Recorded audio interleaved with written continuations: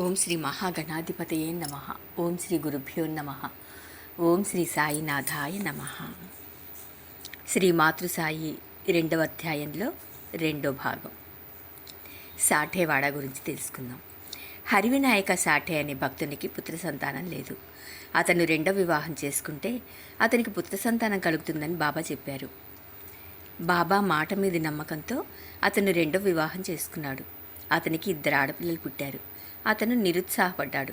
కానీ 3వసారి అతనికి పుత్ర సంతానం కలిగింది. దానితో సంతృప్తి చెందిన సాఠే గురుస్థానానికి ఎదురుగా ఉన్న స్థలాన్ని కొని బాగుచేసి సాఠేవాడ అన్న వాడాను నిర్మించాడు.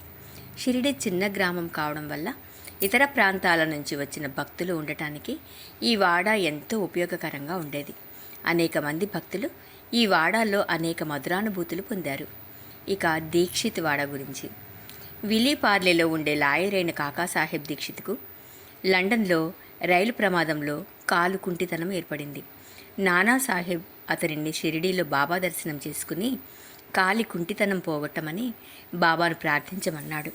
కానీ దీక్షిత్ కాలి కుంటితనం కన్నా తన మనసు కుంటితనం పోగొట్టుకోవడానికి 1909లో షిరిడీ వచ్చి బాబా దర్శనంతో తృప్తి పొంది షిరిడీలో తాను ఇక ఇతర భక్తులు ఉండటానికి వీలుగా దీక్షిత్ వాడ అనే వాడాను నిర్మించాలని అనుకున్నాడు. 10-12-1910 ఈ వాడా కట్టడానికి పునాది వేశారు. ఈరోజే చావడిలో రాత్రి ఆరతి ప్రారంభమైంది. 1911వ సంవత్సరంలో శ్రీరామనవమి రోజు గృహప్రవేశం జరిగింది. అప్పటి నుంచి దీక్షిత్ అన్నీ వదులుకొని షిరిడీలోనే ఉండిపోయాడు. ఈ వాడా కూడా అనేక మంది భక్తులకు వసతి కల్పించి వారికి ఏ ఇబ్బంది రాకుండా ఉపయోగపడింది. ఇక ఉత్సవాలు. షిరిడీలో భక్తుల సంఖ్య పెరుగుతున్న కొద్దీ వాళ్ళ ఆలోచనలు ఉత్సాహము కలిసి అనేక ఉత్సవాలుగా మారి అనేక సంబరాలు జరుపుకునేవారు. వాటిలో కొన్నింటిని చూద్దాం. జెండా ఉత్సవం. గోపాలరావు గుండు అనే పోలీస్ సబ్ ఇన్స్పెక్టర్కి 3 భార్యలున్నప్పటికీ సంతానం లేదు. 1897వ సంవత్సరంలో అతనికి బాబా దర్శనం, వారి ఆశీర్వాదం వల్ల పుత్ర సంతానం కలిగింది. ఆ సంతోషంలో అతను షిరిడీలో యోగుల గౌరవార్థం జరిపే జెండా ఉత్సవం చేస్తే బాగుంటుందని అందరితో కలిసి ఆలోచించి బాబా అనుమతి తీసుకుని వారి ఆజ్ఞ ప్రకారం శ్రీరామనవమి రోజు ఉదయం ఈ జెండా ఉత్సవాన్ని అందరూ కలిసి ఆనందంగా జరుపుకోవడం ప్రారంభించారు. భక్తులందరూ అన్ని ఏర్పాట్లు చేసుకున్నారు. నీటి సమస్య ఎక్కువగా ఉన్న షిరిడీలో ఒక ఉప్పునీటి బావిలో బాబా పూలను వేసి మంచినీటి బావిగా మార్చారు. ఇక చందనోత్సవం. జెండా ఉత్సవం ప్రారంభమైన 5 సంవత్సరాల తర్వాత కొరాలే గ్రామానికి చెందిన అమీర్ షక్కర్ అనే మహమ్మదీయ భక్తుడు గొప్ప మహమ్మదీయ ఫకీరుల గౌరవార్థం జరిపే చందనోత్సవాన్ని షిరిడీలో ప్రారంభించారు. వెడల్పు పళ్ళెంలో చందనపు ముద్ద నుంచి తలపై పెట్టుకుని సాంబ్రాణి ధూపము బాజా భజంత్రీలతో ఊరేగించి మసీదులోని నింబారులోనూ గోడలపైన ఆ చందనాన్ని చేతితో అద్దుతారు. ఇక శ్రీరామనవమి. పైన వివరించినట్లుగా జెండా ఉత్సవం 1897 నుంచి 1911 వరకు శ్రీరామనవమి రోజున వైభవంగా జరుగుతుండేది. ఈ సంవత్సరం చిన్నగా ఉన్న ద్వారకామాయికి మరమ్మతులు చేసి ఎదురుగా సభామండపం నిర్మించారు.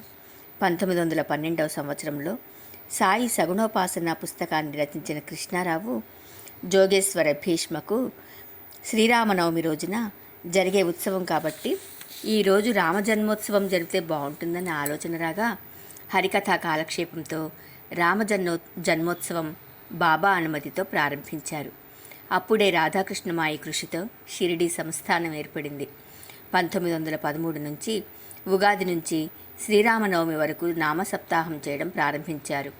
1914వ సంవత్సరం నుంచి హరికథా కాలక్షేపం దాసగను నిర్వహించేవారు. ఈ రకంగా పగలు హిందువుల శ్రీరామనవమి, రాత్రులందు మహమ్మదీయుల చందనోత్సవం ఎటువంటి కలహాలు లేకుండా జరిగిపోయేవి. చిన్న గ్రామమైన షిరిడీలో భక్తుల సంఖ్య 75,000కు పైగా పెరిగినా ఎప్పుడూ ఎటువంటి కొట్లాటలు కానీ అంటువ్యాధులు కానీ లేకుండా కార్యక్రమం అంతా ఆనందంగా పూర్తయ్యేది. ఇక చావడి ఉత్సవం. బాబా రోజు విడిచి రోజు చావడిలో నిద్రించేవారు. బాబా చావడికి బయలుదేరే సమయానికి భక్తులందరూ ద్వారకామాయికి చేరి వారి వారి గొప్ప ఉత్సవంతో ఊరేగింపుగా టపాకాయలు పేలుస్తూ బాజా భజంత్రీలతో బాబాను చావడికి తీసుకుని వెళ్ళి అక్కడ బాబాకు పూలమాల వేసి హారతులిచ్చి ఆనందంగా గడిపి బాబా నిద్రించే సమయానికి ఇళ్లకు తిరిగి వెళ్ళేవారు. ఆ దృశ్యము, ఆ కాలము గడిచిపోయాయి. బాబా స్వయంగా పాల్గొన్న ఆ దృశ్యాన్ని ప్రస్తుతం మనం చూడలేకపోవచ్చు. కానీ ఈ దృశ్యాలను జ్ఞాపకం చేసుకుని ఆ ఉత్సవంలో మనం కూడా ఉన్నట్లు భావించుకుంటే మన మనస్సుకు అంతులేని శాంతి, తృప్తి కలిగి మనం షిరిడీని దర్శించుకున్నప్పుడు ఉత్సాహంతో షిరిడీ యాత్రను జయప్రదంగా పూర్తి చేసుకోగలుగుతాము. శ్రీ సాయిబాబా సంస్థానం 1911 నుండి 12వ సంవత్సరం ప్రాంతంలో ప్రారంభమైన ఉత్సవముల వల్ల షిరిడీకి చేరు భక్తుల సంఖ్య, ఆర్భాటాలు ఎక్కువైపోయాయి. రాధాకృష్ణమాయి కృషితో షిరిడీ సాయిబాబా సంస్థానం ఏర్పడింది. ఏనాడు బాబా సమక్షమునకు రాకపోయినా బాబా సేవతోనే కాలం గడిపి బాబా ప్రసాదమునే ఆహారంగా తీసుకొని బ్రతికిన నాళ్ళు సంస్థానం అభివృద్ధికి ఎంతో కృషి చేసిన ఈమె సేవలు ఎనలేనివి, శాశ్వతమైనవి. అలంకరింపబడిన గుర్రము, పల్లకి, రథము, పాత్రలు, వంట పాత్రలు, నిలువుటద్దములు, పటములు, వెండి సామానుతో పాటు అలంకారములు, హంగులు కూడా పెరిగాయి. సాయిబాబా సమాధి తర్వాత హేమత్ పంత్ వంటి ముఖ్య సాయి భక్తులందరూ ఎంతో బాధ్యతాయుతంగా సంస్థానం కార్యక్రమములను సక్రమంగా నిర్వహించి సంస్థ దినదినాభివృద్ధికి ఎనలేని సేవలందించారు. నేడు ఈ సంస్థానం నందు వివిధ శాఖలలో నిజాయితీ, నిస్వార్థ సేవలకు మారుపేరైన వేల మంది సాయి భక్తులు అనేక విధముల విధులను నిర్వర్తిస్తూ సంస్థానము సర్వతోముఖాభివృద్ధికి తమ వంతు కృషి చేస్తున్నారు. బాబా కాలమందు బాబా తనకు దక్షిణ రూపంలో వచ్చిన ధనముతో మారుతి, గణపతి, శని శివాలయములను పునరుద్ధరింపజేసి వాటి నిర్వహణ బాధ్యత తానే వహించేవారు. నేటికి కూడా ఈ మందిరములలో అనేక అభివృద్ధి మార్పులు చేసి సంస్థానం వారు నిర్వహిస్తున్నారు. అంతేకాక భక్తుల సౌలభ్యం కోసం ప్రసాదాలయము, భక్త నివాసములను నిర్మించి భక్తుల భోజన వసతి సౌకర్యములు చూచిటే కాక బాబా జీవిత చరిత్రను అనేక భాషలందు ప్రచురించి భక్తులకు బాబా లీలలు తెలుసుకొని తరించు సదవకాశం కల్పించారు.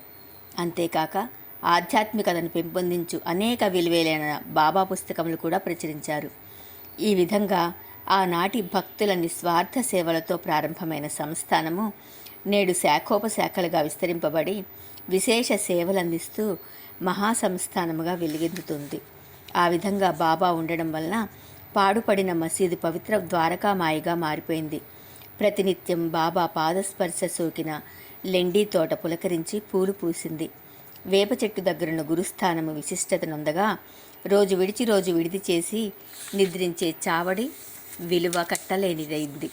తాను శరీరంతో ఉండటం వలన సాయి ఈ ప్రదేశాలకు పవిత్రతనిస్తే తన శరీరాన్ని శాశ్వత యోగనిద్రలో ఉంచి రాతి మేడను పావనమొనర్చారు.